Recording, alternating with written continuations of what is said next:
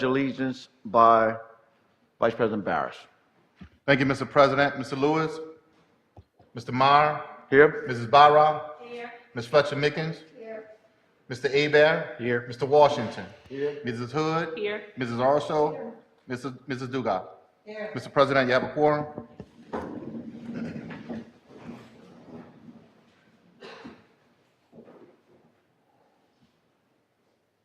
Gracious Father, we thank you once again for another day. We thank you for allowing us to meet here tonight. God, we ask that you would bless us as we congregate here tonight. We pray, God, the blessings upon all that's here. We thank you for those that are here. Thank you for those that are not here that wanted to be here. We ask your blessing upon this board tonight, God. We need you. And we ask, Father, that you would guide us through this meeting. Give us your wisdom and your support. Help us to have meaningful be engaged in meaningful discussion. Be with us as we go through tonight. And God, we pray that you would be with our children while they're off for this summer vacation.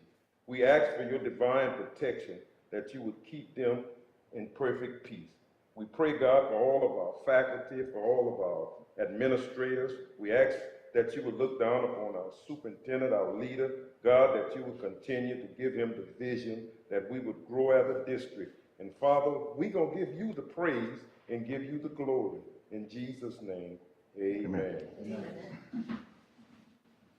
Pledge allegiance To the flag of the United States of America, and to the republic for which it stands, one nation, under God, indivisible, with liberty and justice for all.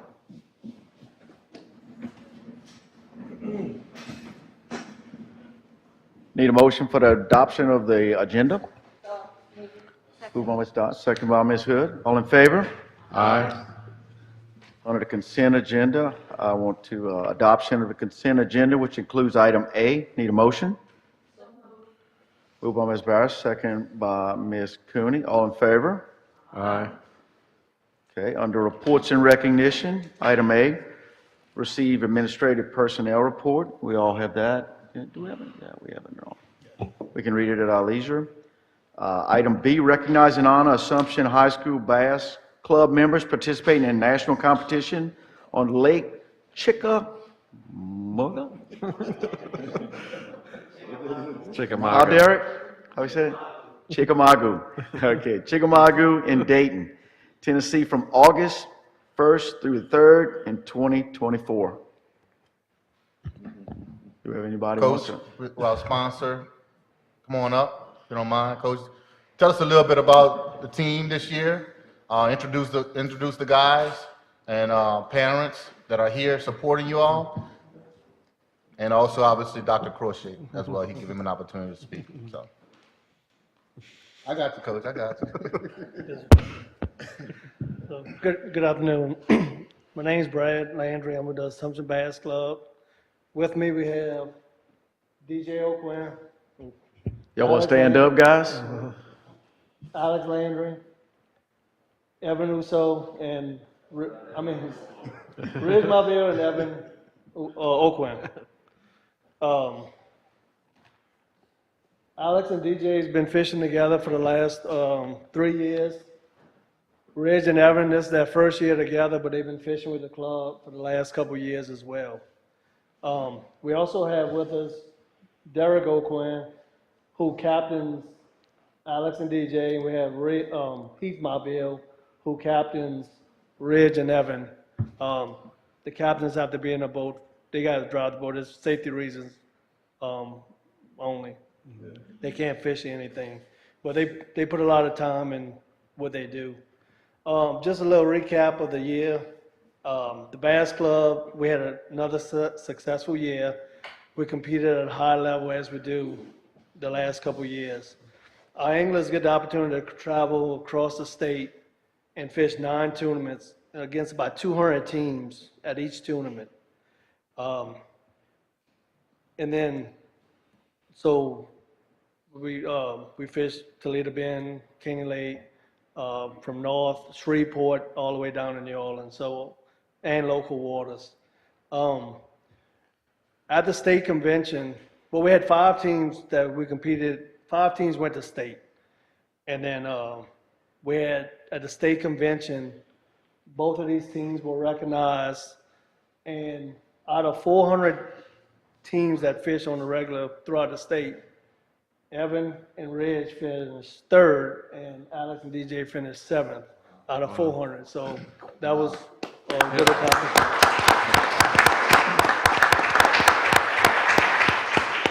So with that, both teams qualified for nationals on Lake Chickamauga in Dayton, Tennessee, as you said earlier. They can compete against over 300 teams from across the United States. And last year, they even had teams from Canada.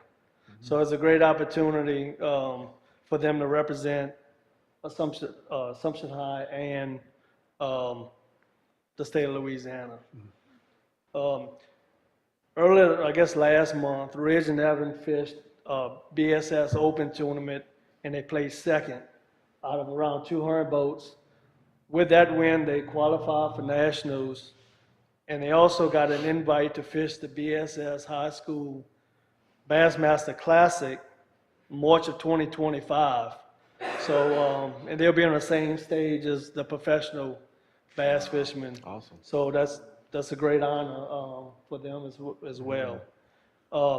We look forward to representing Assumption and Team Louisiana at the national event, and look forward to competing.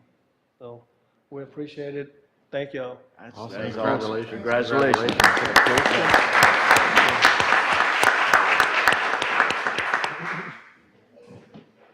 I just want to let you guys know that even if you're not sure, y'all have young boys looking up to y'all, and my little boy loves to fish, and he sees y'all on Facebook all the time. So you guys, that rocks. And my boy is looking forward to being on Assumption team one day. So you guys are role models. Thank you. Congratulations. With that, if anybody knows anyone that's coming into Assumption next year and that's interested, tell them to reach out to us. Absolutely. And we'll put an invite out as well. Yes. Awesome.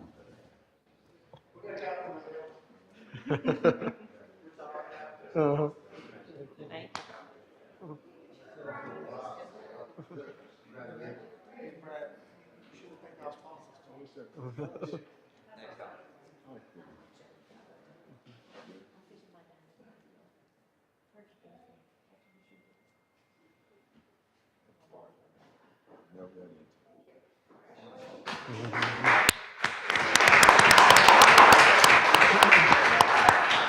I don't know if y'all have ever, guys, if you have ever heard of LTD Charters in Toledo Bend, I just want to say this, that is co-owned by a native Assumption Parish, Assumption High School graduate.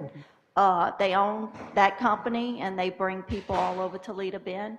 And just for, this, after you finish all of this fame and fortune, you never know where you're going to end up, and that's a good place to be. So this is preparing you for other things also.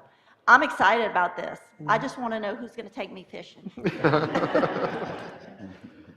Hey, Coach, do I have a question? Has there ever been an interest in hosting a tournament on the lake here at all? Or do you think we have the capacity to host a tournament in the parish at all? We do. Yeah. We just have to get together and put something together. Gotcha. Well, if y'all ever are interested in talking about that, we definitely support hosting a tournament here in the parish and helping you out. Yeah. Mhm. Yeah. Oh, really? I didn't know that. Okay. Well, we definitely have the capacity then. Yeah. Yeah. Yeah. Yeah. Yeah. Awesome. Last year, the state tournament was out of our as well. Okay. Yeah. Yeah. Awesome. Just to be since they go international, we award them the same amount of money that we do other kids that, and I'd like to see that happen. Yeah, that's gonna be my question. When are you all leaving to go to nationals? It'll be the weekend before, because we have official, I guess, practice days leading up to the tour. Like Sunday night. July 20th. So the next board meeting, we could Yeah. put it on the agenda to approve? Okay. All right, we'll do that. Good idea. Yes, ma'am, thank you. Congratulations again. Yes. All right, item C, final update on school choice. Yes, in your, Dr. B. I'm sorry. Thank you, Mr. President. In your packets, Mr. Buggage is on vacation, so myself and Ms. Thibodeau, we splitting duties tonight, helping Mr. Buggage out. But in your packet, thank you, guys, thank you. Congratulations as well. In your packet, our final numbers for our students who took advantage of a school choice opportunity. We have a total of 43 students. 7 students are already attending Napoleonville Middle School. So, and I'll go over the numbers. Napoleonville Middle School increased by 39 students. Napoleonville Primary School increased by 4 students. And the breakdown is, we also identify where the students are coming from. So Labradorville Primary had 11 students taking advantage of this opportunity. Bayou Laurels has 4 students. Belrose Primary, 2 students. Labradorville Middle, 25 students. Belrose Middle School, 1 student. And this is just choice, not in custody at all? This is Just choice. Choice numbers? Yes, okay. sir. Any questions? I do have a question. Have we decided on transportation? What's going to happen with transportation? Yes, so I did look into transportation, and we're still looking into transportation. The roadblock that we're having is schools let out at different times. So whenever, for example, if the students from the Bayou Lewis area, if they ride the high school or the middle school bus, bringing them all the way to Napoleonville, the high school gets out at 2:30 and they take in at around 7:15, whereas the middle school times is entirely different. So we're running into a problem right now of making sure that how we're going to get the kids home, even if we're able to get them to school on time. So the times are conflicting. Well, not conflicting, they're different. So it's making it very difficult for us to be able to get the students to school. Also, a pickup and drop-off location. So we definitely have to make sure that parents are, because we can't run another bus back into the community just to pick up those kids. So those kids will have to meet at a specific location. We pick up the kids from that location and bring them to the Napoleonville area. But the bigger challenge is the time. That's where our biggest challenge is at right now. But we are looking into it, and I'll continue to work with Ms. Dana and our transportation department to make sure that we basically try as much as we possibly can to get this done,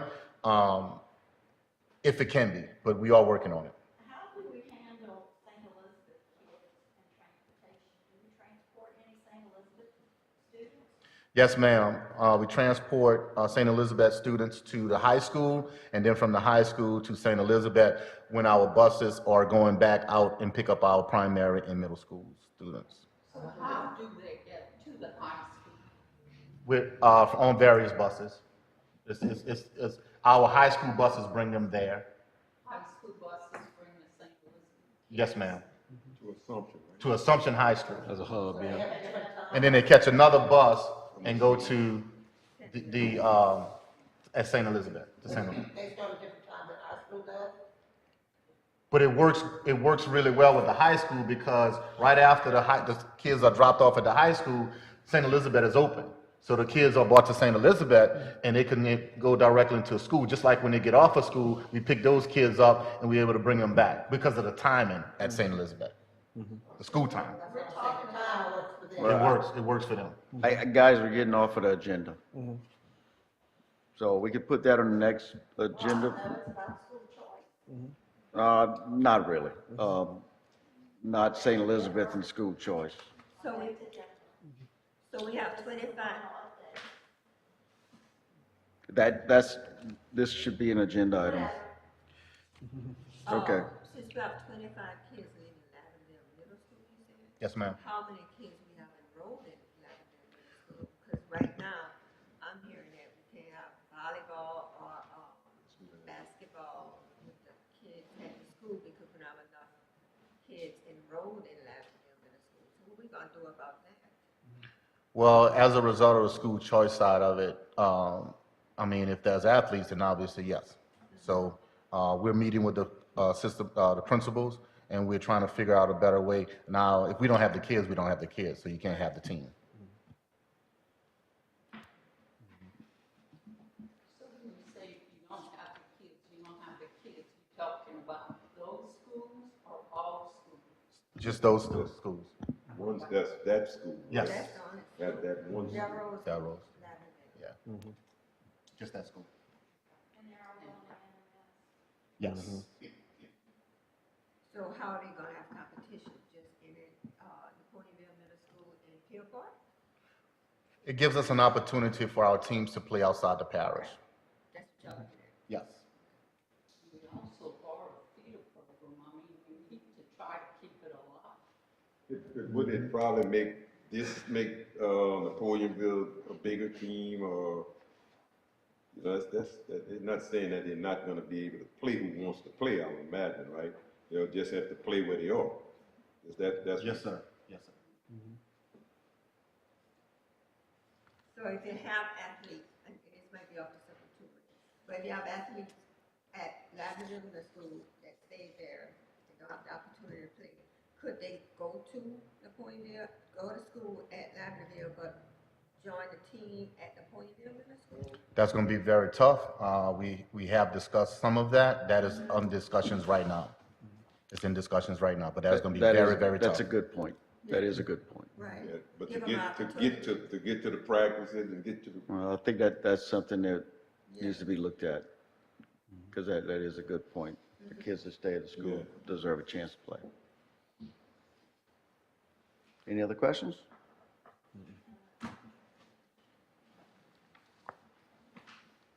All right. Item D, receive end-of-year report on growing our own program. Thank you, Mr. President. As you are aware, we created our own program as it relates to growing our own, which is basically the people we have in our parish, the people we have in our school system, and helping them become certified teachers. And I wanted to bring forward an end-of-the-year report. And obviously, we're going to talk more probably at a board retreat or at the beginning of the school year of what we need to look forward to for the 2024-2025 school year. But right now is about a reflection of where we kind of like started the program and where we are now. And I'm super, super excited. I'm very, very pleased that we have an opportunity to grow our own. So when we start talking about teacher shortages and having to fill these positions that we have open, through Grow Your Own can actually do that. We just have to give it some time. So Ms. Brandy? All right, good evening. For the Grow Your Own, it's really about building a pipeline of qualified teachers. So statistics show that the number of aspiring teachers are down more than 25% and retirees are up by 25%. So basically, what is the future of our education system going to look like if we don't do something to impact or make a change? And that's basically what the conversation started with your district leadership teams last year. And Ms. Kathy and her team brought a presentation in May of last year for the Grow Your Own initiative. So year one is basically done. So that is what I'll be explaining today. This is a screenshot out of our EdLink system that in 22 and 23, the number of teachers, the experience level of teachers departing our district, we had 38% of 0 to 2 year teachers leave in 22-23. 14% of 2 to 5 year teachers leave 22-23. So we put this slide here as just an extra reinforcement, and probably was the data that went along with what the initiative, the start of that initiative came to be. So what we're trying to do is not only support our newer teachers, but get teachers in and grow them as they develop their craft. These are the questions that the district team asked last year when looking at the need. How can we recruit and retain uncertified individuals? How can we recruit future educators among our own students? And how can we provide intensive support for 1 to 3 year level experienced teachers? And then the last question that we really looked at this year is how can we retain our current employees? 3 things we'll talk about in our presentation are our teacher certification cohorts, the Educator Rising initiative, and then our new teacher induction program. There are two different pathways through our Grow Your Own initiative. And again, the purpose, recruit and train school staff, community members, in the hopes that they're from here, they grow up with us basically. Kind of how I did years ago. I was an intern I didn't actually do student teaching. I was an intern teacher at Laverdale Middle. Basically grew up here and then stayed. So we're hoping that we can continue to build individuals like that. So there's two pathways, an undergraduate pathway and a graduate pathway. One of the undergraduate pathways is through Reach University, and that is the tuition reimbursement agreement that was brought to y'all around in February. And so at this point, we have undergraduate teachers. These do not have bachelor's degrees. Some have associates and then go into Reach to finish, or some don't have any college, so they get into Reach. At this time, we do have 6 full-time employees that are enrolled in Reach University. We paid out a reimbursement in the fall because y'all approved the agreement in February. And I've started receiving some reimbursements to pay out for the individuals who completed their spring semester. The second thing for the undergraduate pathway, the State Department and you all also approved this to be in our salary schedule. Once it came out by the state, is the Associate Educator Program, and that is for individuals who have an accredited associate degree. They can get on a temporary educator permit, and then we put in our salary schedule 75% of the average first-year teacher pay. So that allows us to, if we have a candidate, which I'm actually in communication with a person who has a associate from Nichols and working with the principal, so we may have our first candidate in this program. And then we have our graduate pathway, which is through iTeach. Our district has a MOU agreement with the company that if the candidates, once they enroll, they've taken the content and practice test, and they complete successful semesters, then the iTeach invoices the district, and then we pay for their schooling. So we currently have 3 candidates that are on plans of study and practitioner's license. We do have additional teachers that are on temporary teaching certificates that are in iTeach. They just have to take that praxis test, and then they get the plan of study. So we have a handful more of teachers that are in this program. They just haven't gotten to that part of iTeach yet. So action plan, and I believe I'll explain a little bit more of this to y'all at another time, but just to let you all know, trying to really embrace the cohort idea that I really would like to start having support meetings quarterly. Where are you at in your program? How can we better support you? Have you taken your praxis test yet? And just touching base with them, whether they're in the undergraduate or the graduate pathway. Start having mentor quarterly meetings because these individuals do have to be attached to, at least in the iTeach program, they have to be attached to a certified mentor. So getting the mentors in, having those meetings, and seeing what we can do to help them mentor these candidates as well. And then surveying staff and administrators for anything we need to adjust or successes that we can bring back to you all and let you know how the program's going. All right, Ms. Jessica. Thank you, Ms. Brandon. Thank you. She's coming back. The second portion of this is the high school portion with the Educators Rising program, which is also going to be expanding into middle schools. So back in the 2019-2020 school year, some of you were on the board at that time, and remember, I came to you with a plea for some out-of-state travel. We actually implemented Educators Rising in that school year, and the teacher had to, at that time, attend a training that was out of state, and we had to get approval for that. However, COVID hit, and we had the class, but we didn't get to continue with it for different reasons. So last year, or this following school year, I apologize, we were able to start up the class again. We recruited them the year before. What it does is Educators Rising is to enhance the calling. So if a student feels like teaching might be for them, we give them an opportunity to experience what it would be like and learn more about the profession. We're going to start trying to add clubs to our middle schools and our high school, in addition to the Ed Rising classes. Ms. Rhea Blanchard has really been assisting us with this. She's been at the forefront of it, and working really hard. So hard that yesterday on her second day off for the summer, she spent 6 hours in Educators Rising virtual webinar.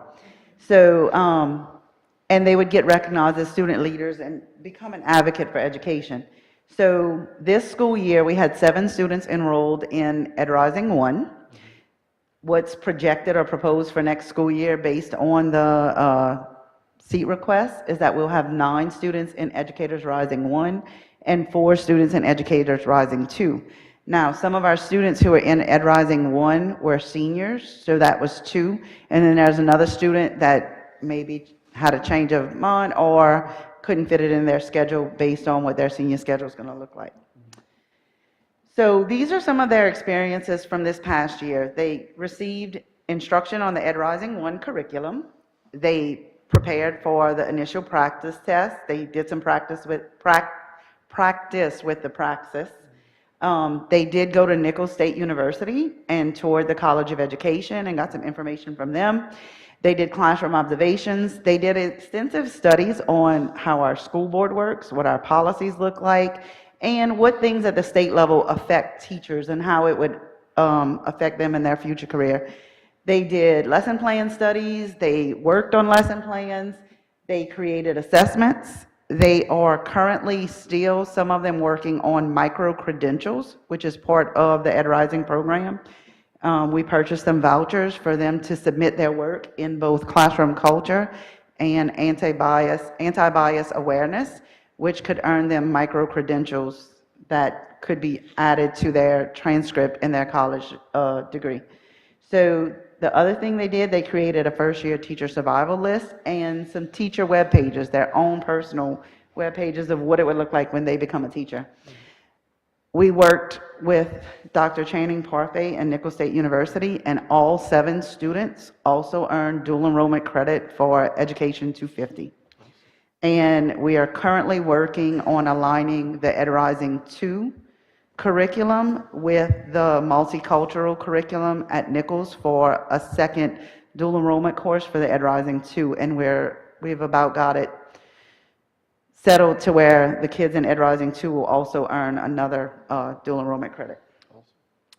So the pictures around are the home pages of some of their teacher websites that they created, and we had a variety. We had Mr. Jackson, who wants to be a SPED teacher, Miss Emily, who wants to be a kindergarten teacher, Miss Kat, who wants to be a secondary English teacher, and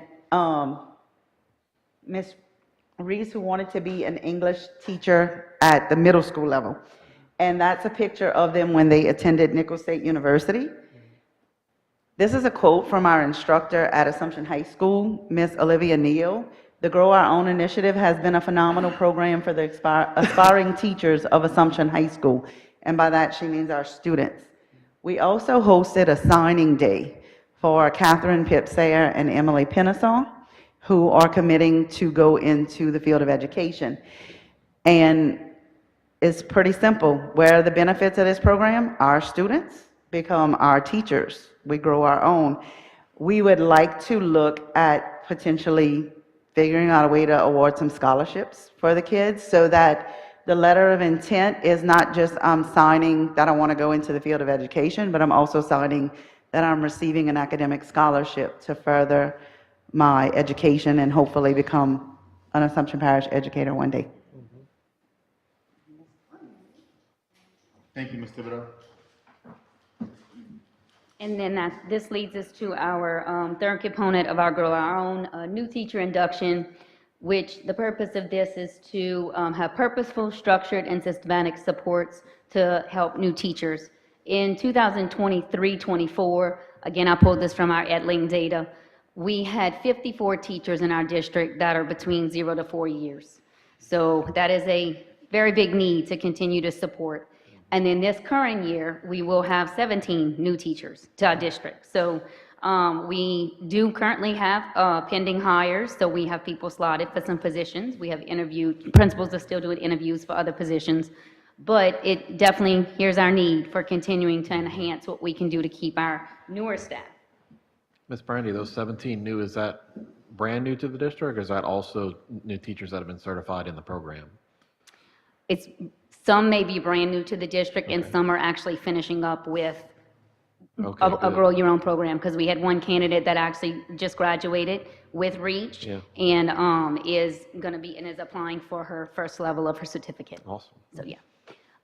So the teacher induction program, this last year in 23-24, they did have a one-day new teacher induction, district level event, one-day event, district level personnel presented policies, procedures, curriculum, technology. So we do plan to do that again. And then I've talked with our teaching and learning department and our district master teachers to see if we can break off into more of the content areas to really drill down on what they may need help with, and then open it up to more than just the new 17. Anybody 0 to 4. You want to come in, you want to hear what's going on, and then you're welcome to come too.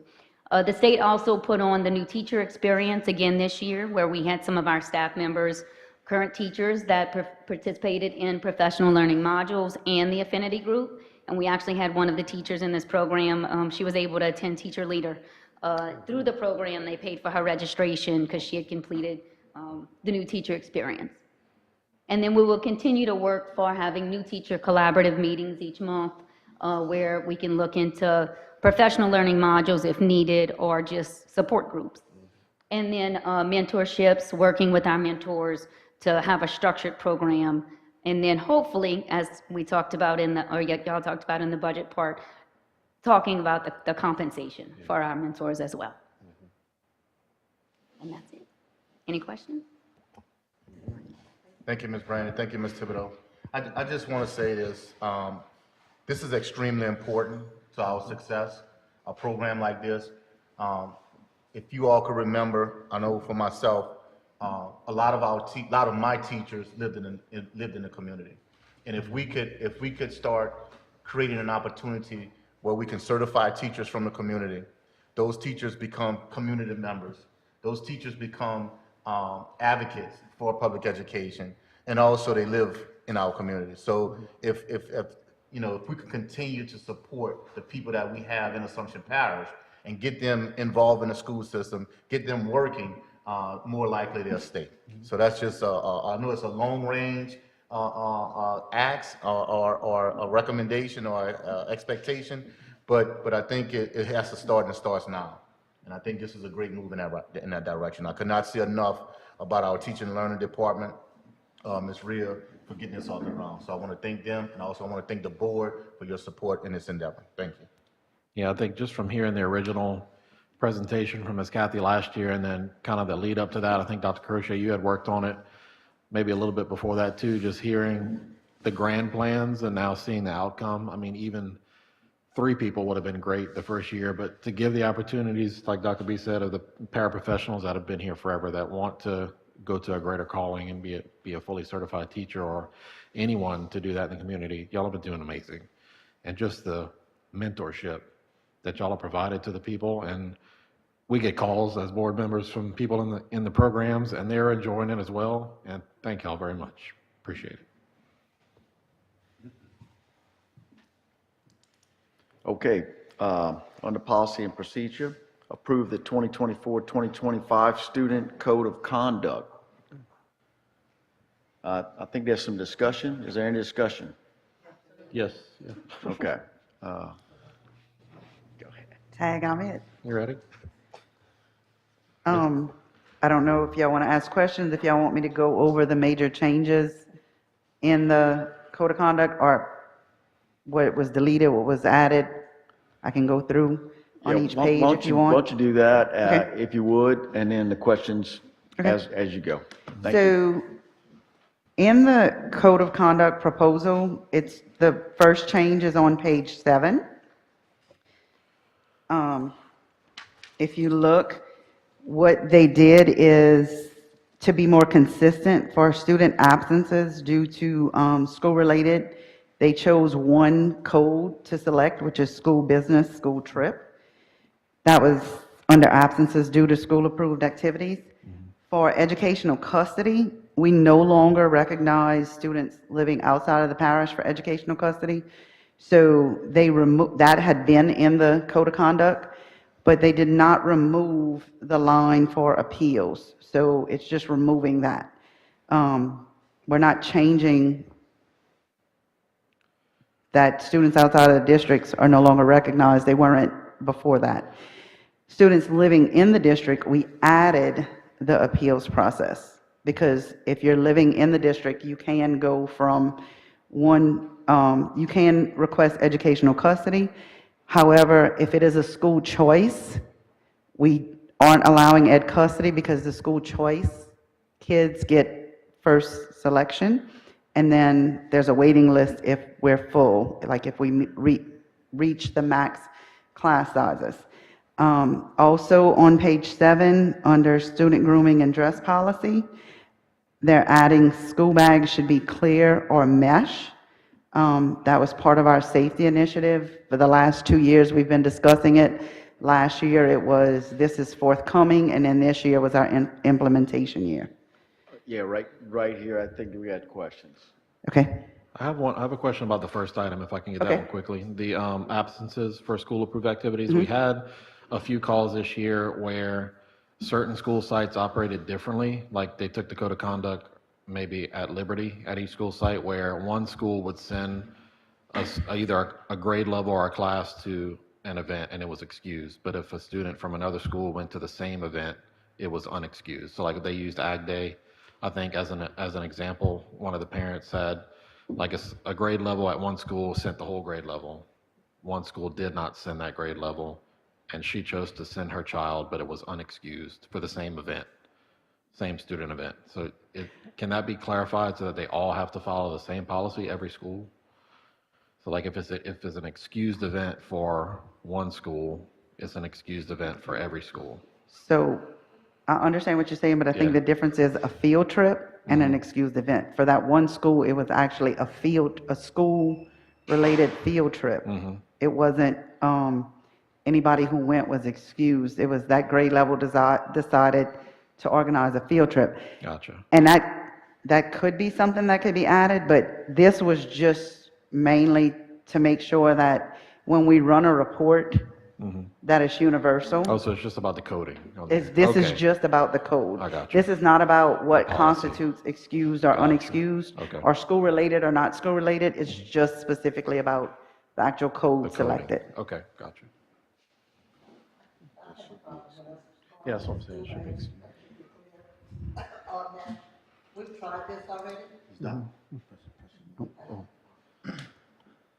We went to school bags, mesh and clear, not so much clear, but mesh. And we had such a problem with it as a vendor myself who handled them.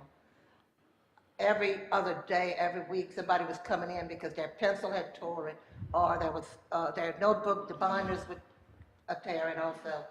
Now, also, we have Chromebooks that goes home with our children every day. What protection are they gonna have with these mesh school bags? They have no lockers. Half of our children don't have lockers, so they have to pack around these books all day long. There's no foundation to these bags at all. So that's, and parents have been calling and complaining because they said, we've already done this. They went out and bought the school bags, and a few years later, they decided they didn't want this. If we do this, what's gonna happen with our metal detectors? Are we gonna keep that in place? Are we just gonna choose randomly who we're gonna do? What is the plan on this? So part of this, the initial discussion that started, I think, 3 years ago, when we put in the metal detectors, or 2 years ago when we put in the metal detectors, was to expedite the search process, that with the school bags that they are using now that aren't see-through, with multiple pockets, multiple areas that things can be placed in, the searches are, the regular searches in the morning take a lot longer. Most facilities and even a lot of schools' events are clear or mesh bags only, and it's all for safety and security reasons. As far as the Chromebooks, they do come with a protective case. So that, it's a hard shell around the Chromebook that protects the Chromebook. I know it was a long time ago that we had the clearer mesh. I don't know the quality of the bags, if they are better, but I do know that they have a lot more options than they did years ago when we had clearer mesh. Now, because so many public places are going to that venue of clear mesh only, and the whole intent behind it, Ms. Doris, from the code of conduct perspective and the school's perspective, is safety. Oh, It's I understand all that. about But safety. what I'm saying is, if we go to this, what are we going, how often are we going to check the kids through the metal detector? Are we going to still use them? What is going to be our protocol with this? What is So- your plans, in other words? That is actually going to come up on page 27. So the plan is to continue, and actually, I know in some areas, we're even looking at the metal, it's like a stand, it's on a stand where it's a lot easier to get kids through at a faster rate, and you can set it for different detections where all they would have to do is like take out a Chromebook and a cell phone and walk through with their bags, because it'll search. It's a better quality. I know Mr. Dwayne had brought that to Assumption High School. I thought he was here. He left. And when I went to an Educators Rising training at Lafayette Parish, at Lafayette High School, they had them. So I know that's one of the things that have been in discussion with some of the safety and security measures, but the metal detectors are not going away. The clear mesh school bags are just to expedite that process, not to do away with it, just to make it faster. What happens with the athletic bags? Yeah, that was one of my questions too. We had multiple calls from coaches saying they don't make mesh for that, and like, if you're gonna do it across the board, it has to be across the board. I don't know what the solution would be for that. I don't know how you do that, Yeah, Oh, yeah. Well, because you That's a can't, lot. there are no clear bat bags. yeah. I think that's a lot of the issues is that, the wording, school bags should be clear. That leaves a lot of interpretation. Should be, doesn't have to be, I can do what I want to do, that kind of that's the thing. nuance, is should is not But shall. then you have, and I'm So gonna say, if they go by should, then they don't have to. Yeah. And also, one other point is And personal. that's why this is up for yeah, review and not Right, up correct. for Personal voting. item. Personal care items, privacy, personal privacy, kind of. So if you want it to be that, we're gonna have to change that language to shall, if that's the case. And then, which I do understand for safety reasons, most definitely, especially at the high school level. I've seen high school bags, they have like this much to put in their school bags. But when we talk about Everything's on a a middle Chromebook. school level, I can't even pick up my son's school bag. It's so heavy. That is and I've talked to a couple of people about the fact that they make better school bags and stuff like that. But I do know the cost effect is a little differently per family. We live in a rural area. I know when people buy school bags, they usually buy it for 2 to 3 years, to make sure it lasts. I know, a big difference in stuff, and maybe we can get together with a different company or something, maybe to support this. But I just, as far as it's stated, school bags should be clear or mesh. Where do you stop at? What about the teacher bags? What about, like sporting bags? What about, personal items? we need to clarify that So one. just a little bit clarification. And I'll bring this back to Mr. Buggage and the Code of Conduct Committee. This year, I was not, it happened when I was at another No, definitely workshop, so I understand. didn't even go to the meeting. I'm just up here speaking, but I am taking notes. One thing I can just tell you, the difference between the amount of athletic bags and the amount of school bags that go through security in the morning is a vast difference, because a lot of times athletic bags come once a week at the beginning of the season and back out at the end of the season. They leave them in locker rooms and things like that. And I don't know if that's an option, Ms. Jessica, where, just like we've spoken about the hoodie things with primary schools versus high school. High school, I feel a definite, I understand. I know that there's vapes and stuff like that brought into middle schools and stuff like that, but I definitely understand from the high school's perspective. I'm just kind of more geared towards, can we do it in a different option where primary, middle, that kind of. Correct. Like a level. And I wrote that note down, Ms. Bailey. After we got, I'm sure we got a ton of calls about this over the last couple weeks. So I did a little bit of research as well. There's really no conclusive outcome where this makes a difference, the mesh and clear. It's just kind of a feel-good thing. That's all the research, the ending research is saying it's feel-good, it's placating parents, that they feel, I guess, more secure, but the research has not shown anything to the contrary to that. And it's, if we don't have like we talked about the metal detectors, if we don't have a comprehensive safety plan like we're working on with, single point entries, with metal detectors, with the searches, if everything's not comprehensive and consistent, one thing really doesn't matter, because in that research, they said, well, if they want to conceal something, they will. So if somebody has the intent to conceal something, they're going to find a way to hide it in that mesh bag to where it's still concealed. They're going to hide a vape. If their intent is to bring a weapon, they're going to conceal it, because you're not just concealing something for nothing. The intent is to conceal it. So it's, I read article over article trying to find evidence to the contrary of it making a difference. Let's just bring that back to the committee. I will. And the main thing is not that it makes it better, that they're there all day. It's, you can increase the amount of Expedite searches you process. do Yeah. in the time you do it with the personnel you have. Yeah, I think is the biggest, that's our issue. Yeah, the biggest time. drive. Because we do have clear bags, mesh bags, they do go to the metal detectors in the morning, and it's a lot easier to pick up a clear bag, look in it, rather than open it up and start going through it. But I also have a concern over book bags being so heavy, because Correct. we have Chromebooks, Correct. we have workbooks, I don't understand why we're carrying around heavy bags. I will look into that. And as far as, the research, it's just, we have to make an effort to keep our schools as safe as we possibly can. And if we can save one incident from happening, then this, we need to do it. Okay, I thought that's why we installed our zero cameras. The minute somebody walks on campus, if they have any kind of guns or anything, within seconds, we know. If it's visible. Not even if it's not visible, 'cause All right, Gotta be visible. It has to be visible. Mr. Calabro, can we take this portion out? And if we agree that all of the other language in the policy is good, vote on that with this particular section out of the code? If that's how everybody wants to handle it, that's no problem, but if there is There needs to be a motion. Voted back in once they clear the lane. item that needs to be addressed by the committee, then I would say that we probably wait on passage and make sure everything's clear. Yeah.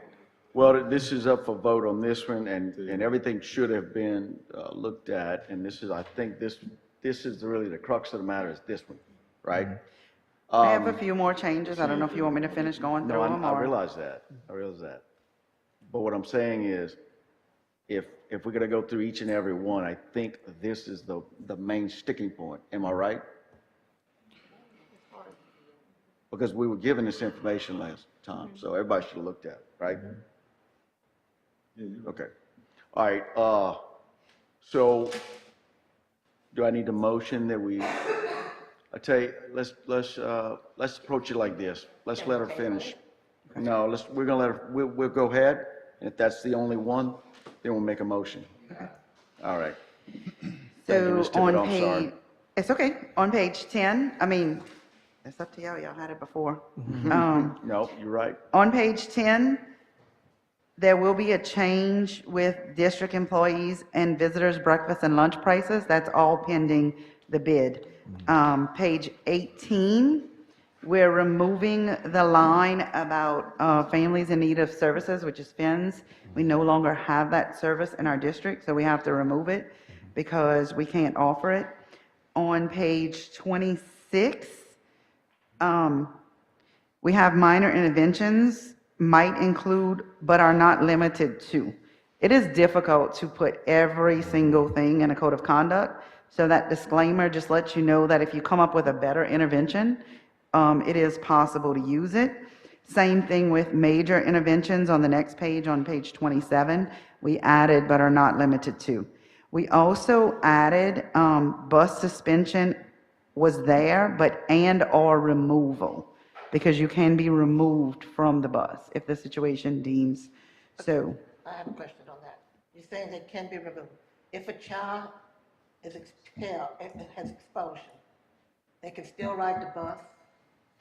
They have the right to stay on the bus? Currently, right now, our current practice, the answer is yes. But if we would like to change that, we can change it. Okay, a special ed child, do we have a special bus for them? And if they don't want to ride the special ed bus, can they ride on a regular school bus? Depends on the A IEP. lot of that is governed by the individual educational plan in the IEP. But if it's stated in an IEP that a child has to ride special education bus, then the child has to ride that bus. We should not be allowing, if it's in the IEP, students who have an IEP that says special education transportation, we should not be allowing, and if they are, we need to fix it, because they should not be allowing, they should not be allowed. Now, it has to be written in the IEP. If not, then they can't, because it requires special transportation. And it's typically written that they have to have, if it's written in their IEP, it's because they have to have a monitor. So they're on a bus with 2 adults. That's what I That's thought. typically how it is. That's what I thought. I just have a problem with the expulsion. The expulsion from the bus or expelled student riding a bus? Okay. Because this is for a bus offense, that bus suspension and or removal from the bus. And also the line item, a bus suspension may or may not lead to suspension or expulsion from school, because they can be separate, just like a school expulsion may not end up in a bus expulsion, or it can. It goes both ways. So if a kid is expelled from school, that means they could ride the bus because you have to go to the alternative. They could ride the bus and they have a transfer. Right. From Assumption High School, we usually have, and Dr. Crochet can Right. probably speak to where the current location is, but they usually have a location where if they're expelled, they come off of the bus that they get to the high school with, they are monitored, and it doesn't matter what grade level, primary, middle, or high, they come to the high school on a bus, and then there's a transfer bus that takes them, typically is the last bus to arrive at Assumption High School to ensure all kids are there. They take them across to the alternative school. Yes, ma'am. If they're not expelled from the bus. Yes, ma'am. So you're saying they dropped off at the high school and then somebody picks them up and brings them to The alternative school. alternative school? So what's the window of how long are they on that campus? So they're kept in one area and monitored. They're not like on the campus and going wherever. They're kept in the front of school or in a classroom that has an external door. Depending on the numbers, if it's 1 or 2 kids, they might sit right there on the bench. When it gets to be a little bit more, we take them typically in a classroom that has an external door to the bus turnaround. So it depends. If you ride the first bus to arrive, you could be on campus for a minute before the last bus gets there. So they ride their regular bus or the bus that passes on their route to the high school. And then at the end, once all students are there, one bus transports them to the alternative school, is the current practice. So I just asked the question to Dr. B, but we are still required to provide transportation to them if they're expelled, unless they're expelled from the bus From for the a bus bus. offense, yeah. So we still have to provide transportation for them, Unless they're expelled from the bus. If they expel from the bus, No. unless they're expelled from the bus for a bus offense. A lot of school districts, they provide additional, so that's another route you would add. So you would have another buses to go back in the community just to pick up alternative school kids. Ms. Dot, what I'll do is I'll look into it. I don't want, because that's a different conversation. I know we talked about that here, but I think that we can look at our CAPS policy, and then I could come back to the board with that via CAP. I don't want to take this time Okay, I to, understand. but I want to You know where address I'm it though. coming from. Yeah, yes. I want to address it though. I'll come back if it's in CAPS. I'll just leave it at that. Okay. The next line item is student searches. Upon arrival each day, all students will be subject to a reasonable search. They did take out the part with a metal detector because it may be through the metal detector. It may not be. At larger schools, it is impossible. I think y'all witnessed that one time with me. It is impossible to run every single child through the metal detector. So sometimes they just monitored, and I think this change was with the clearer mesh school bags because you could see easier, but you do random searches. with the large numbers because our current metal detectors aren't fast enough to run the quantity of students through it in the time we have. And then also, they added, a student who refuses to submit to a search will be subject to disciplinary action that could include suspension from school. On page 29, there's a change to the suspension policy. There was a typo. It should be after being suspended on 3 occasions. The part for committing drugs or weapons offense, that was an error. It was a copy-paste issue. That shouldn't be there. So that's just going to be removed. And then below that, the returning to school probationary contracts is Louisiana Revised Statute 17413 that explains that. And this is the wording from the statute that says if a kid is expelled and sent to an alternative program, they can return to school when the school site and the alternative site deems necessary or appropriate with a probationary contract. That probationary contract is in writing and it is signed by all parties. If at any point that probationary contract is broken, the principal or superintendent can just send the child right back to the alternative school or expulsion without a hearing. And that's a Louisiana statute that we just added into the Code of Conduct. On page 34 is the discipline matrix. They added under bus behaviors, just a bullet that says see classroom campus bus disruption section, because these are typically bus-specific behaviors, but if you turn to the next page, 35, many of these things can happen in the bus, on the bus, in the classroom, or on campus. So they just added bus there to know, instead of recreating a whole extensive list for bus, these could happen in any of those locations, and that would be the offense. On page 38, they added a notification for aggression. Aggression is a level 4, but it could be a level 5 depending on the severity or the intent. There are different levels of aggression, and what the intent would be, it could go up to a level 5 and recommended expulsion. Also under fighting, just to redirect people, because it is under the electronic portion on page 36.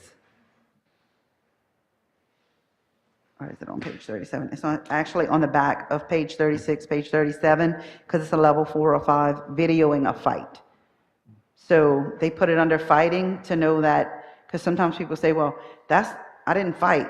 No, you didn't, but go to the electronic policy because videoing a fight is also a level of offense. So they added that just to redirect people. On page 40, the drug, alcohol, tobacco section, distribution was actually under level 4 and level 5.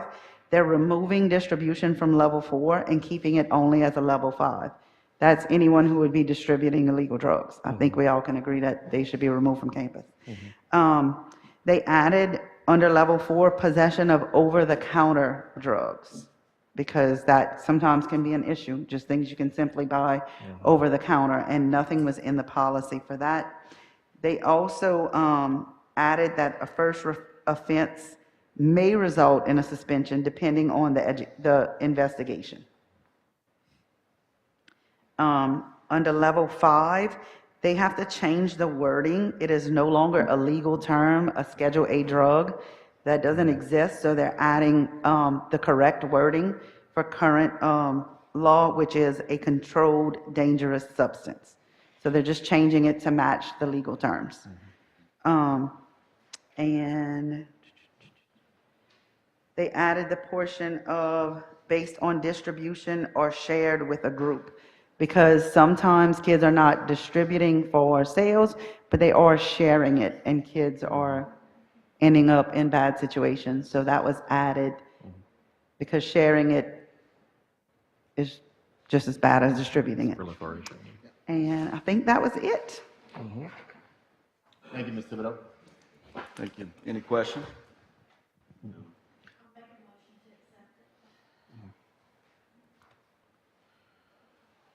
Okay, I got a motion to accept. Okay, we're accepting, You're accepting the total package. Okay, I got a motion, no second. Okay, I got a motion and a second. Let's do a roll call vote.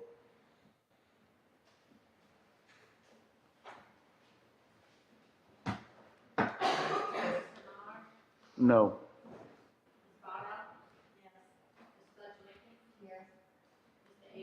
No. No.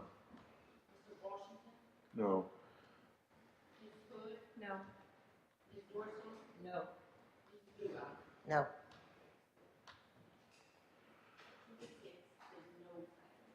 Okay, now, Is the main issue the back? so the motion is going to be that we accept all revisions excluding the student grooming and dress code policy, which says school bags should be clear or made of mesh. So what we're going to do is we'll accept all revisions, except that.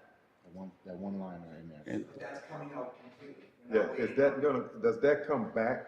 that's, That's the issue. Just that, to be determined, that the verbiage changes and be brought up for We approval. vote on if we want to accept it or not. But what are we looking at in terms of what might be acceptable versus unacceptable? that word.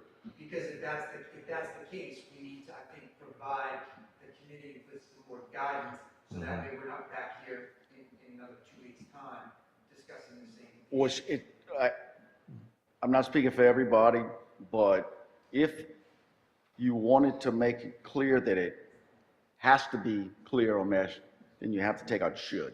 It would have to be shall. But I think that we have some people on the board that don't agree with it at all, whether it needs to be mesh or clear. So I think in that case, it needs to go back to the committee, and they're gonna have to come up with some type of solution other than just the verbiage. Is that correct? Yes, absolutely. I think we just reject, send it back to committee, and then vote. Yeah, you're gonna we have to reject it, but they're gonna have to clarify. What Mr. Calabro is saying is we can't just tell them, hey, we want to change the word. Yeah. Okay, because that's not the case. We want an alternative, is what I think we're getting. So if they do come back with shall, then it could be voted down. And I think, council, I think the question is, do we want clear or mesh bags? I don't know how we can reword. I think that's do we want clear or mesh bags? That's his point, yeah. That's his point. And that's my. I understand if we get. don't want it, you strike it. You But accept this to go upon is it that what as they're is saying right now? Or are we talking about the wording? The wording School bag should, the wording that- should, That's what I'm. the wording should is not But shall. should is optional to me, Correct. you know. So- Shall means what it says. Should could be either way. But I don't know if everybody feel that way.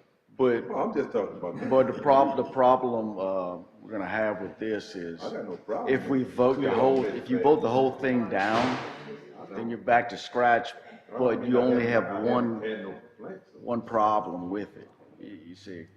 So, I think that might, to me, it should go back to the committee and let them review it more, with maybe input from the board to discuss options, because the questions weren't just, is it gonna hold up? There were so many more questions about athletic bags, about this, and then we talk about privacy, and we are talking about privacy. I would, so my recommendation would be to not accept it at all, to make a motion sending it back to the committee so that they can review that particular section and then bring it back for full approval with whatever recommendation they have. So table the whole I would code. table it, but I would make the motion to send it back for them to review just that one particular portion. Yeah, I agree.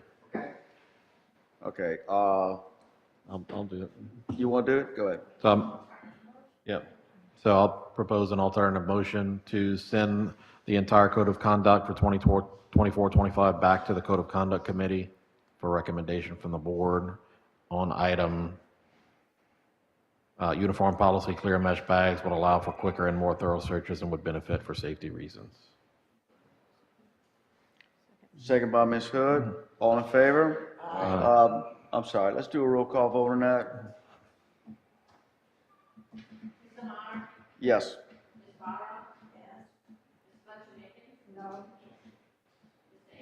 Yes. Yes. Yes.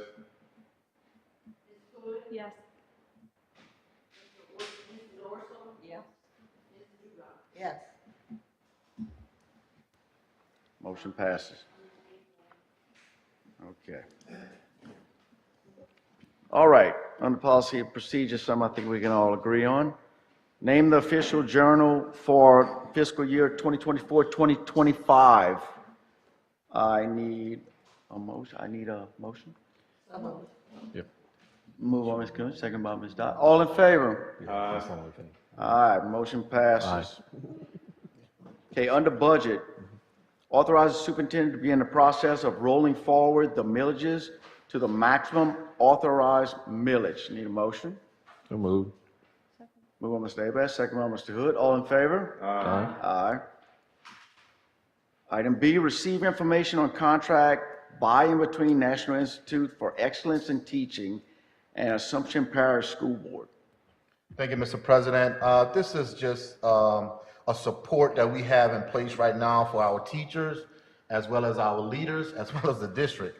This particular company supports our instructional leadership teams, as well as our district level leadership team meetings, as well as our PLC. So this is basically instructional support for our teachers, administrators, and school level instructional support for our district leaders as well.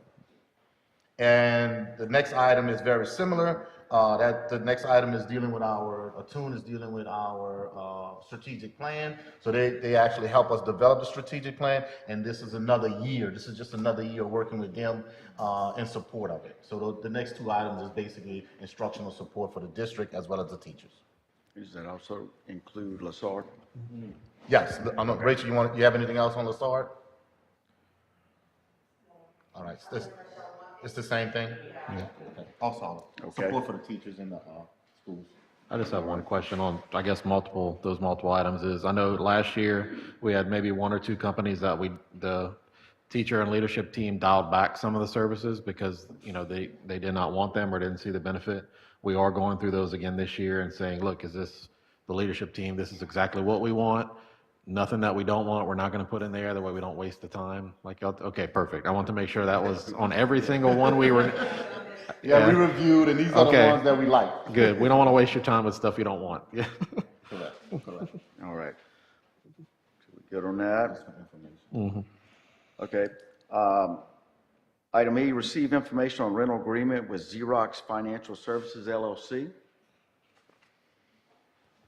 This is just for information. Mr. Josh, you can come up and speak to this. But these basically is for our copiers in our parish. This year, the lease agreement is up. We did have some concerns from several of our teachers, but Mr. Nakan, he is here. He's in communications with the vendor, state contract vendor, and he can kind of give us an update. This is just for information purposes. Mr. Nakan? Yeah, so we are staying with the same company, Superior Office Products out of Baton Rouge. I brought all of the concerns that were directed toward my office from some of the schools, and I took that information to them when I met with them, and we took the usage data and the service data on the copiers and made all the changes that we needed to make. And I made sure that the two main issues that we had, now this 5-year agreement, it was COVID, so we did have supply issues, and we did have parts availability issues. So what we did to combat that is they no longer go out with a third party. So Superior is our main contact through them, but a lot of the stuff was going through Xerox. So they're now going to handle everything. So the repairs are going to come out of Superior's office. The parts and the supplies are all going to come directly from Superior and not a third party. So we're gonna have a little bit more control, one point of contact for everything. We beefed up a few of the machines that we're seeing abnormal usage, wear and tear. But after all that said and done, we're around the same price point as we were in our previous agreement, a little bit lower in most cases, but it all kind of levels out. So it's all, we're paying about the same, and we should be getting better service. We're getting new copy machines, obviously, because the lease agreement is up. So we're going to replace all that equipment during the summer. So they're going to start fresh in the school year. Does anybody have any questions? 5-year agreement? Yes, another 5-year agreement. Is there a reason why we go 5 years?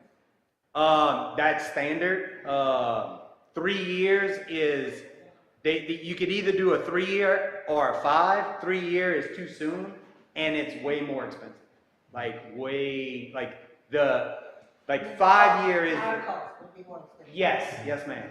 Yes, ma'am. Because you're keeping your, it's kind of similar to our Chromebook policy.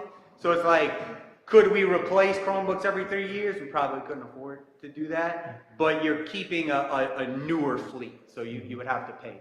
So 5 years seems that, I mean, when we looked at service records, outside of the machines that had the excessive wear and tear, all the other ones were pretty good.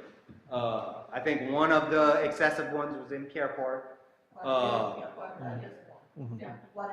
Well, one of them was excessive. The other one was more of a parts issue.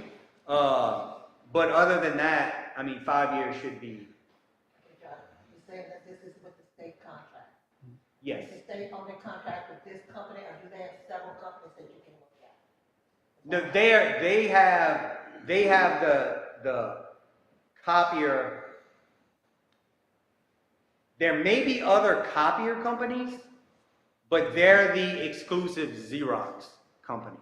And the reason why we go with them is because it's integrated with multiple facets of our infrastructure. So like all of our Chromebook printing is through that. Our fax service is also through Xerox equipment. So it's... In other words, our hands are tied. Not necessarily. It's been built to be... It's more efficient. Efficient. So we found, I've been through many a copier companies that we were stuck with. And I don't feel like we're stuck with this company. They support us when we need them. And we kind of built our infrastructure around that. And there's a lot of vendors that we use and we've been using for years and built our infrastructure around, not willy-nilly, actual, rapport, trust, and just the, Integration. yeah, I mean, just the way everything works. So you're looking at gutting this. It's more than just copy machines at this point. Back then, it used to be just copy machines. But as soon as you started plugging them to the network and got it integrated with everything else, it becomes a little bit different than just, oh, well, let's try this company now. So it's more integrated. It's more, it's just more intertwined with other facets of our system. So. Sounds good. Any other questions? Thank you. Receive information on a license agreement with Edgear of America Incorporated. Well, Edgear is our student information system. So that's just, it's renewed every year. Once again, the majority of the districts in Louisiana use them. They're based out of Louisiana. It's just a renewal. Thank you. Okay, item G, receive information on Leader in Me agreement by and between Franklin Covey Client Sales Incorporated and Assumption Parish Schools. Thank you, Mr. President. Leader in Me is a program, and Ms. Thibodeau, she's been to all the trainings and everything. But it's a program that we're trying to help develop and build good character in our students. And also help them become more a part and more connected to the school. So this program is to help ensure that our students are more actively involved in the day-to-day operations of the school. They have jobs, they have responsibilities. So it's a big program about building self and making sure that our kids are confident in who they are, and also build leaders. And Ms. Thibodeau, I mean, I don't know if you want to speak to it. It's just for information, but we're trying to help create better students and more on the leadership side. This is about leadership. This is about taking responsibilities and being a part of the school and more connected. What grade level? Well, we have primary and middle. It also is on academic goal setting, individual goal setting. They become more responsible for their education. We did bring this to our last principals meeting and share the information with our primary middle school principals, and they were extremely excited at this opportunity. It will involve training for, it's a lighthouse team, which is a core team that leads the initiative at a school, and then all staff. It becomes the way we do school. And it's based on Franklin Covey's 7 Habits of Highly Effective People. One of the best books. I have a couple of questions. Yes, ma'am. Where will we put this in a school day? Will it be necessary to use instructional time? So it is embedded throughout the school day. The one thing that takes a little bit of time out is the synergy assemblies that can happen as frequently as once a week or once a month, or the school kind of sets that up. That's about a 10 to 15 minute assembly where they review like the school vision and mission. They go over who's been doing what. They have competitions, academic, behavior, attendance, what grade level has the best attendance, what grade level has the highest Dibble scores, things like that. But that is just a brief 10 to 20 minute assembly that the school decides how they're going to handle it, how often. The rest of the program is basically, it's just the way we do school. It's embedded throughout the day. So will there be, okay, how much, what price tag are you looking at? So the initial year is the more expensive year with the trainings for everybody. It's around $205,000, I think, if I remember the contract. And then from there, the price goes down drastically, but we also have a sponsor who is willing to pay almost 100% of year 2. So I'm working out the information with them, which is about $100,000 they're going to give us for year 2. Awesome. And then year 3 is even cheaper than that to continue with the program. So are there any components that will be added from year to year? So with Leader and Me, they teach you the whole process, and the way they explain it to the schools, the lighthouse team of the school decides what the school is going to implement and the pace they're going to implement it in. You may not implement the whole program year 1. You may say we're going to work on, so it's synergy, it's sharpening the saw, it's the 7 habits of highly effective people. So we're going to use this one first. Put first things first, like making sure I do my schoolwork before I go play my Xbox or go to practice. So they can individualize the way they do it on their campus and how much they put in, how quickly. It's based on what they can handle. But it's all based around just developing that intrinsic motivation and just the leader in the child and in the teacher. I think it's going to benefit both, the educator and the student. Not the teachers, but the administrators, yes. And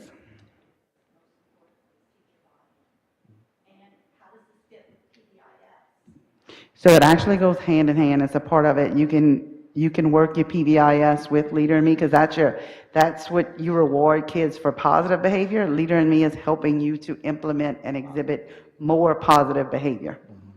So you should see an increase in your PBIS incentives and rewards when this program is in action. We see this integrated in, my kids right now going to a primary, but Leslie does it when there's celebrations once a month. I don't know if it's the program she's using it. Not but yet. They do it already. like those benchmarks and, you know, how Right. many write-ups they had in a grade level and Correct. the leadership aspects and the It, school it, vision and it stuff. yeah. incorporates those things, yes. Yep.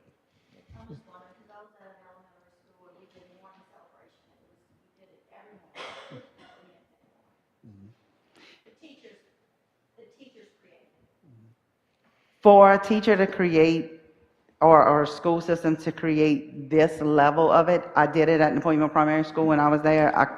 I pulled a bunch of resources and my team created stuff. We didn't have anything close to what this offers. I mean, the kids have portfolios where they track all their data. They have one-to-one conferences with their teacher. Their parents are invited to come in at different times to sit and actually review. And Miss Kathy and I and Miss Jamie and Miss Melanie were able to go to Martin Petitjean and experience the program in action. And we sat with some first and second graders. Like, I sat with a kid who had no clue who I was, a little first grader, you know what, 6 years old, who could explain to me. I had a list of questions to ask him for his conference, and he could explain to me, or she could, I think we did it with about 4 different kids. They could explain the level they could explain their goals, their achievements, where they were falling short, where they were being successful was unbelievable. Now, that school's been doing it for 14 years. They didn't start that yesterday. So it encompasses everything you would want, and with the struggles we have with just working with our new teachers on, Ms. Brandy showed you the data on how many new teachers we're supporting in 0 to 4 years, how many new teachers we'll have next year, supporting them with academics and instruction, and expecting them or the school to build this quality of program would be very difficult. It And we sounds are like a paying quality year 1 program. through ESSER. It sounds like a good program. Yeah. Any other questions? In the first year, just to be clear, it's through, ESSER, Yeah. not general fund. ESSER. I'd love to know who that sponsor is. Second year sponsorship, and after that, the cost is pretty little. It could be Title I, it could be general fund, it could be another title, it could be Could be a a business variety grant. of funding sources we could blend. You for can it. go to LBI or do a business, apply for business grants. and You stuff can to get cover that, grants, scholarships, different things like that. especially because it's through Covey. Yeah. I apologize. Okay.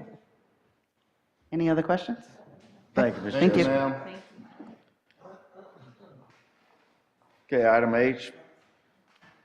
Renew the intergovernmental agreement with Assumption Parish Police Jury for sales tax collections for 2024, 2025. I need a motion. Moved by Ms. Dodge, second by Mr. Abel. All in favor? Aye. Motion passes. Item H, renew the intergovernmental agreement with the Assumption Parish Police Jury for sales tax collections in 2024. Oh, I'm sorry. Let's go with I. Napoleonville for sales tax collections for 2024, 2025. Need a motion? So move. Move on, Mr. Washington, second by Ms. Barra. All in favor? Aye. Motion passes. Okay, J, authorize superintendent to re-advertise for bids for Assumption High School two-story building A rehabilitation project. Thank you, Mr. President. We have Mr. Savoy here. I asked Mr. Savoy to provide the board and our community with a draft of not just plans of site plans, but also what our building will look like. So I want to show the board and our community what Assumption High School will look like in the near future. Currently, right now, when I walked around our building, we do not have Assumption High School written anywhere on our building, on the outside.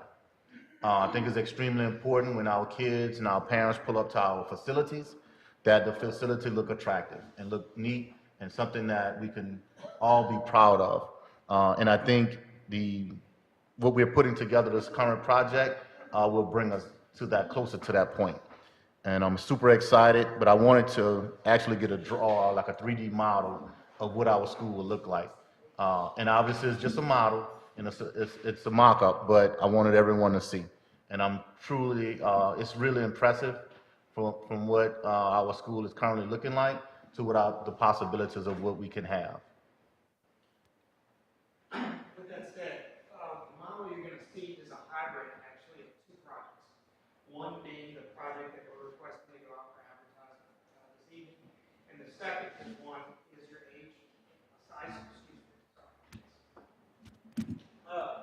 the second project is thank you. The second project is the high school painting project. So we're coordinating those two projects together to color coordinate the schools as well as get the two-story building renovated. A couple of the changes that we made to the two-story building since we last brought it to you is we decided to upgrade the entrance itself to the school. That's going to entail, we're going to tear down the existing canopy and walkway that you currently see. It's outdated, it's rusted, and it's actually cheaper to replace it than to try and repair it.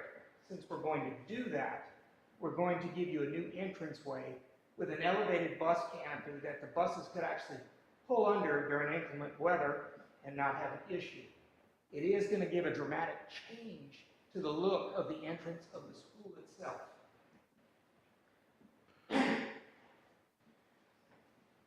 And I brought with me an assistant. He's interning with me for the summer. His name is Stryker Brule. He is from Sarasota, Florida, and he will be visiting us for a month. Awesome. Welcome.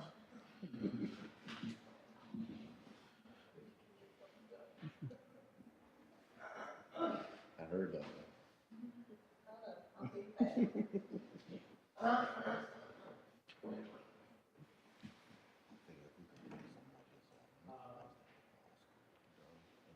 So we'll start over here. With the school, we want to incorporate, I don't know if it's easier for you all to see from these screens or the one that's up there.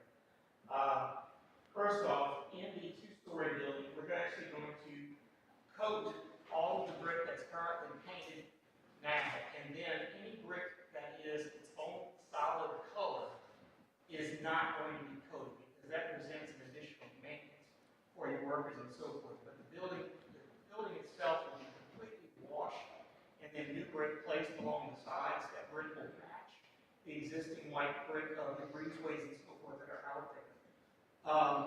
Big part of this project is actually signage to bring out the name of the school. We notice there's really no place from the highway that identifies for high school.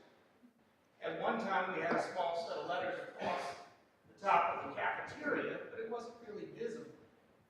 So we incorporated using the 2 or 3 actual tallest structures in the school, and that is going to be, of course, your two-story building and the top of your gymnasium, which we're basically going to turn into a large billboard to advertise your school. So, again, from the two-story there first. And just so you're aware, the modeling tonight is done specifically for this project. As a part of the painting project, we're actually modeling every building on the campus. So, and you'll see parts of this model in the backgrounds. We've actually started on the girls' gym and all of the buildings, so you will be able to walk through the entire campus virtually. We'll be able to select colors, show you those coordinations, and so forth. Excuse me. That's The water. top portion of the two-story building, we're actually going to light it as well as the force that's going to be coming back. You must. There you go. Horse is back. The horse is back. Horse is back. Well, Yeah. we want to light him up. So all of the signage that you see here will actually be lit to be seen at night as well as during the day. There will be lighting that's going to shine down on the horse. Unfortunately, the 2 black images that you see on either side of the building there is the school logo, and I will bring that up in another slide. For whatever reason, they are not loading into the software at this time, but we will get that repaired and fixed. And again, hands to the left. You can use the shift to go a little quicker. Or control rather. There you go. And as you go over to the top of the gym, you'll see where there's going to be white raised letters that say Mustangs. The 2 panels that you see there on the right and left of the gym with AHS diagonally are also raised panels. So we're going to install that to the front of the gymnasium and pop those panels out and give it a three-dimensional view. Now, let's back out and show them the canopy system. And as you can see, the canopy system extends out from the front of the school. Extends out from the front of the school. There's a larger portion that is 14 feet high. That is the arch portion that you see. That is where the buses will be able to pull out. It actually cantilevers out over the drive area that's currently there now. And there will be two side lower canopies that will be covering the existing walkways. Then from the back of that, it will extend into the existing walkway that's there now into the front entrance of the school. Then there will be a separate branch off for your single point entry that is currently being done by another architect. But we're combining it with them. We've been working with the planners as well as our architects and Little dry mouth. we've been coordinating with the planners as well as MSH architects on coordinating this, the painting, and all of the colors. And also, once this modeling is complete, we will be able to change color coordinations until we want to color coordinate the whole school. We want all of your buildings to not, we don't want an institutionalized look. We want to highlight your school colors, your logos, and we plan to use the signage and logos to do that. We're working with a local sign company right now on getting your logos manufactured to where we'll be able to show them to you in a 3D view, as well as we'll be able to put them in different places around the school.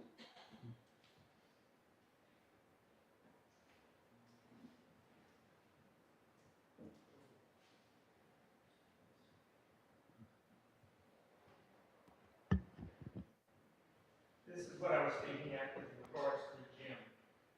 The letters Mustang, and I'll zoom in, bring it straight forward.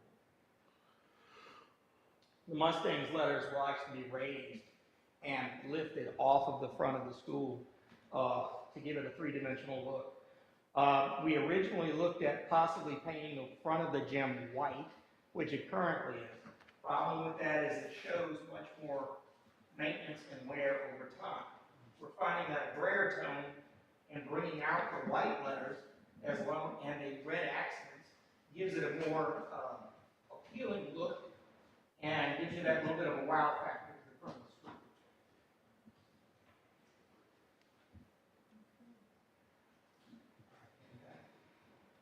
Are there any questions?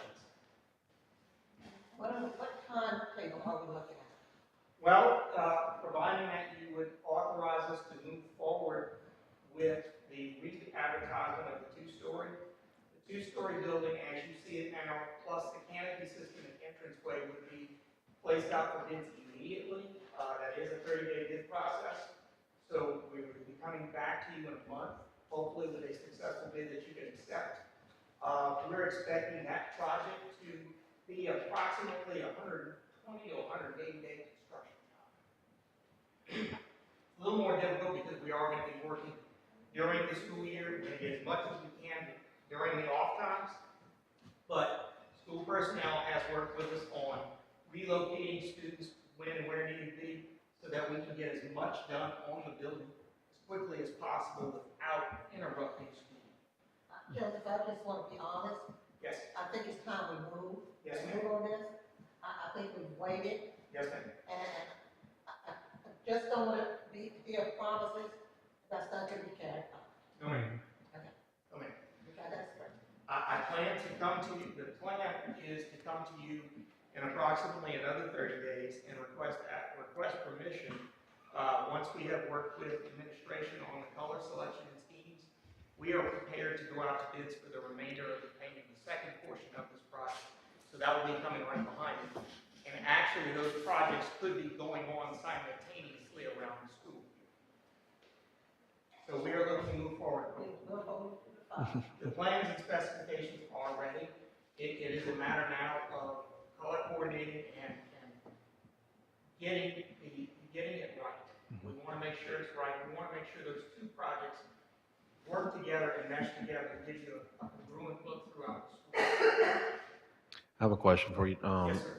Take into consideration, we've had some talks with some teachers and at the high school with, I know we're planning on painting the complete exterior, but some of the exterior materials are really not conducive to painting. So in the package you're going to present, it's going to include replacing some exterior material Yes, sir. and then painted, so that we're not painting over rusted or bad or. Absolutely. Okay. In fact, that is the only portion of the project that is left to be done in design. As far as the painting project is concerned, there are buildings we're actually looking at now where it's more cost effective, plus it's a better product to replace the metal panels with a factory coated, color matched system so that you're not painting over rust. We're not going to paint over rust. We're not going to paint over metal panels that are currently damaged. That is something that's being looked at in every aspect of the painting. Okay. You have to realize with the painting project, we're also dealing with multiple materials. You have painted brick in some places, you have painted metal, you have painted wood, you have vinyl siding in some locations. So all of that is being taken into consideration. While it is called a painting project, it is really going to be a repair and maintenance project for the school as an overall. There's going to be areas where we're going to be changing siding instead of painting. We're using the painting title to get the project moving and rolling off the ground. You're correct. We're not planning on painting over something that's not going to last. So it's really truly a restoration project, Yes, a sir. complete restoration project. Yes, sir. Good. That we've broken into two phases. Of course, the main portion of this is getting that two-story building and the entrance completed, and then we can simultaneously be painting rear buildings and other areas. Okay, thank you. Okay, I need a motion. So moved. Move on, Ms. Barros, second by Ms. Cooney. All in favor? Motion passed. Thank you, Joseph. Thank you. And we will make the 3D walkthroughs available. They're available online. I'll provide all of you with the downloads and everything that you need. It's a very simple model to play with. So if any of you want to see that firsthand, we will make it available. Thank you. Thank you. Thank you. Thanks. Okay, item K, receive information on request for assistance in funding the 2024 operation of the district attorney's office. So moved. Move by Mr. Abrams, second by Ms. Dodd. All in favor? Aye. That's You weren't information, shaking over there, guys. were you? We're receiving information. What are y'all doing? Y'all want You wanna- sign Mike up right now? Mike? You've been that good, Mike. Definitely gonna get a raise. You've been that good, Jeff. We'll jump that. Do you have anything on that, Mike? It's all information. This came from the DA directly. It's been quite a few years, as you recall, since we've asked for an increase. With costs being what they are, that's why he's getting us more in line with additional clients that we represent. So appreciate everything that you guys do for our office, and want to continue this relationship for a very long time. So appreciate your consideration. Absolutely. Mike. We appreciate everything you do, Mike. What's the increase, Dow? The increase is what? It went from 16,250 to 25. 25. Yeah. It's not much. Well worth it. Yeah. Yep. All right, thank you, Mike. Okay, item L, receive information on insurance renewals through A.J. Gallagher Insurance for 2024-2025 fiscal year. Did everybody get a Yes. handout? No, I don't have. Yeah, that's what I thought. Give it to me. Hey, Mr. Tom. You ready to get started? Yes, sir. I'm gonna be very brief, if I can do that. Opening up the document, page 2, you'll see all the market review that's kind of showing some of our work. We went to multiple other carriers. Most of it's in the property area. The casualties all with Liberty Mutual, so that's good. But I'm gonna go ahead and jump to page 3. It just continues some of the other lines of coverage. with the markets, company names. And let's go to page 4. If you ask me what's the biggest change, there's really no negative changes, no major negative changes. The positive is your TIV, total insurance value, is at the same limit we were last year, 97,229,000. The biggest difference is in the coverage. If you recall, the companies put a limit on wind. And the wind coverage last year for named storm was 30 million. That was really, unless we spent much more money, it was 30 million. We have a decrease in premium this year, and we've also was able to get a package that includes 50 million in named windstorm coverage. So can't say that for a lot of insureds. So y'all really came out really good. Minor change on the auto deductibles of 5,000 like last year for all units under 50,000, as a 10,000 deductible on all units between 50 and 200. I don't think y'all have any above 200. And that's good because the liability is still at a $25,000 deductible clip. So it only did that. So no other significant changes to highlight. I'll just get to the summary page. Page 5. As you can see, we layered a property coverage. In the first 10 million, you can see the premium reduced by 136,000 if I did the arithmetic correctly. And then the next 3 layers or 4 layers is actually a reduction of 14,000. So that's where the savings is. We did have a change, and that gives you the named storm all the way up to 50 million. Let's see, deductibles are the same. The casualty package, I already mentioned that, Liberty Mutual, that's up, but that's due to claim experience. We had some auto claims over the last few years. I could tell you, until a few years ago, we were relatively claim-free, so y'all had some good credits built up. So if we get that good experience back, I'll do like we did on the property. We'll get you some reduction back. After that, you can see the workers' comp. That went down. That's strictly your modifier went from a 1.17 to a 1.01. So basically, they rewarded you for good experience. Your cyber liability, your crime, all of that's pretty flat. And we'll go to the last page.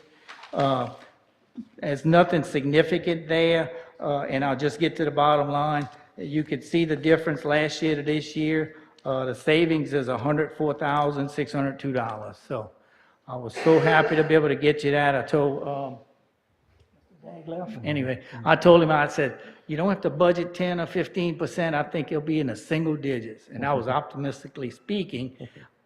Hey, we've done better. So I want to, I think that's basically, y'all have any questions? I want to be as brief as possible.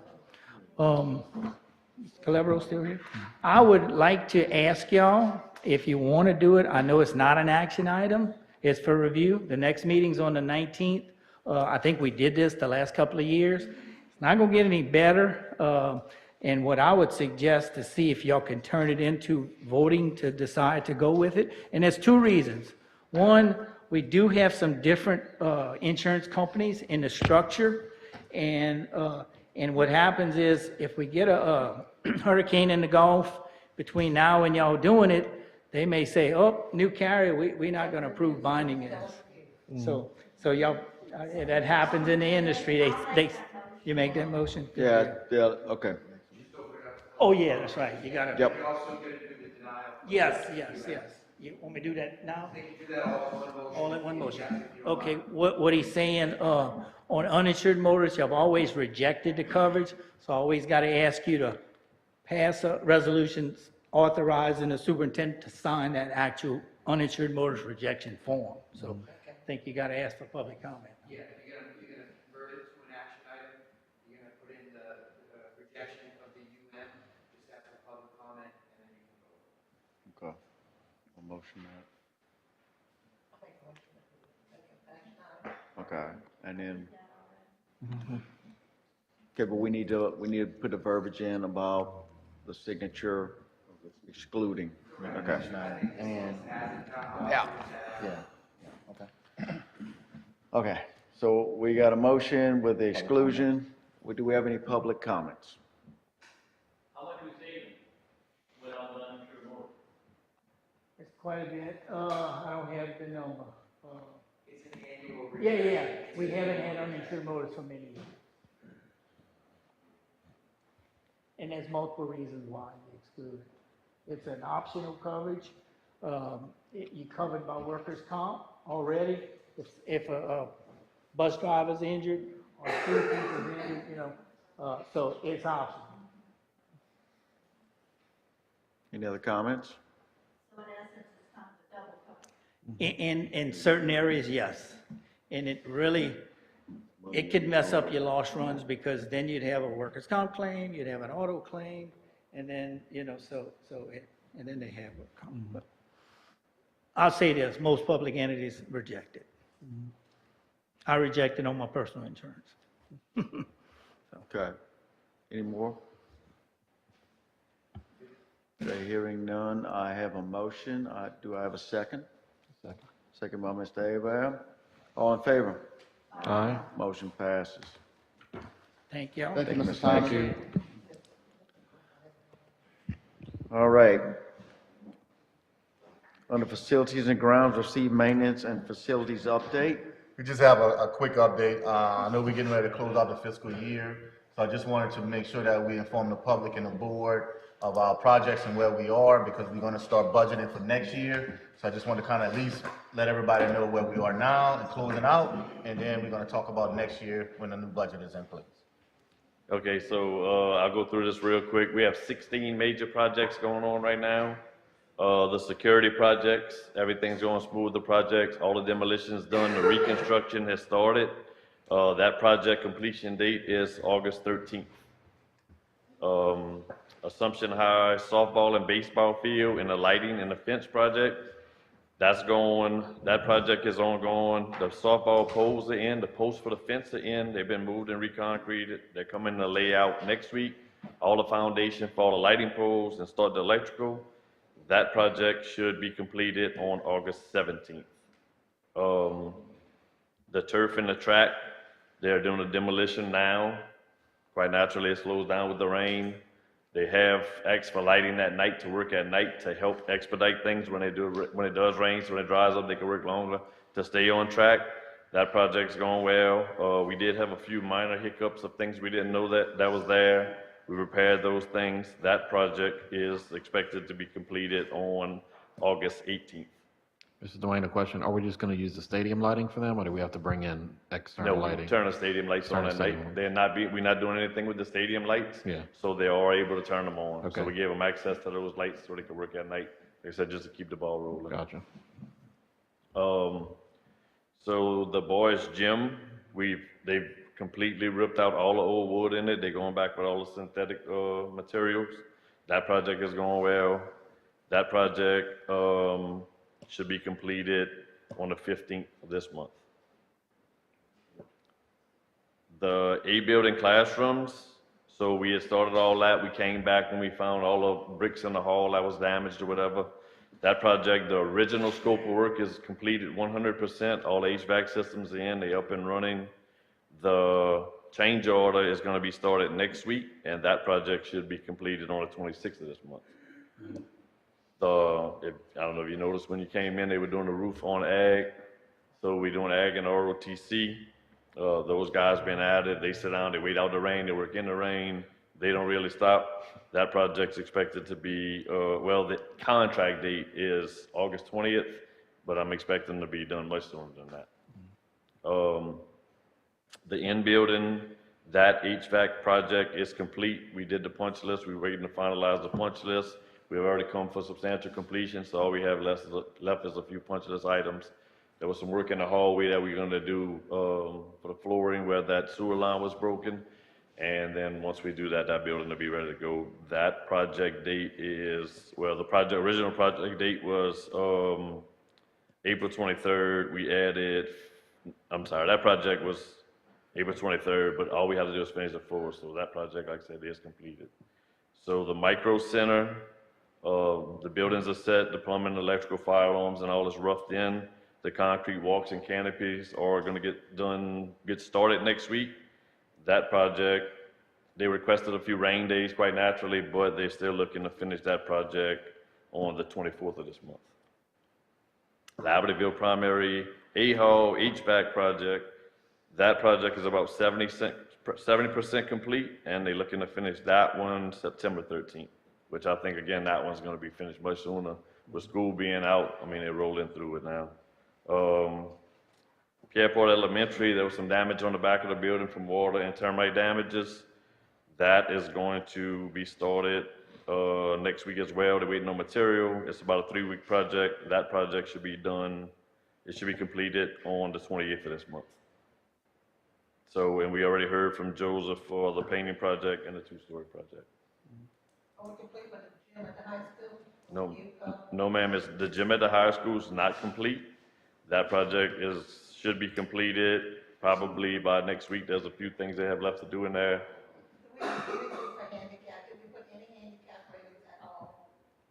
So the way the gym is set up to put in the bleachers, there was nowhere on the side of the bleachers to put anything for handicap. We've kind of kicked around the idea of putting something on the stage side, but the way the gym is built, I mean, unfortunately, it's not built. It's not just, we'd have had to rip everything down and do it all over again to put those seats in there. No, there's handrails. There's gonna be handrails, but for handicap, for wheelchairs and well, you said handicap, so when you say handicap, it's everybody, I include it. You know, if they're handicapped, to make sure they can.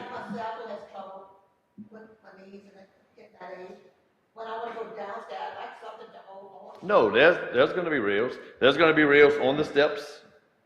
Yeah, there are gonna be rails on the steps in the bleachers, and the rails going up the steps to get into the bleachers. So yes, there's. That's been a big issue on people. No, absolutely. When Mr. Danny came and presented, there was rails added in, and it's not a full rail, so you can walk between them. It's kind of like at the Civic Center. Have you been there? Yeah. It's a P-type grab.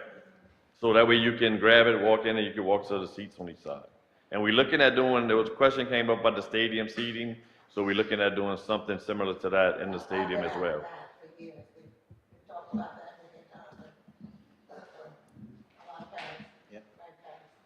Right. Any other All right, questions? any questions? Thank you. All right, thank you. Thank you. Great report, thank you. Thank you, Dan. Okay, facilities and, I'm sorry. Comments and announcements, anybody? I have one. Ms. Rachel, would you like to come and announce the early childhood day? Oh. Nobody can talk about it better than you can. We're really excited that we're going to be hosting our first Early Childhood Day on Tuesday, June 18th from 9 to 12. We have many, many community resources who are going to be coming and participating to explain developmental milestones, health education, financial literacy, and probably about 18 different places from the community who are going to come. In addition to that, we're going to have a petting zoo and pony rides and bounce houses and a magic show and a balloon artist and face painting and snowballs. So there's a lot of fun things for the kids to do as well as information for the parents. So we're really hoping to have a good turnout. Everything is free. Free to the public, and the targeted audience is birth to 5 years old. If an older sibling comes, they are welcome to come, but the activities that are for certain ages, you know, naturally, it's a toddler kind of bounce house, those kind of things. But the siblings can certainly come, do the face painting, the balloon art, all of those things as well. Perfect. Thank you. Thank you, Ms. Rachel. If you need extra help, I'm sure some of us would be more than helpful. We'll be there. You got it. I'll send out an email. Oh, also, if you would be willing to put a sign in your yard, I brought extra signs in the back. Thank you, Ms. Rachel. All right, anything else? Second. Okay, second, motion to adjourn by Ms. Dot, second by Ms. Cooney, all in favor? Meeting adjourned. Some work tonight.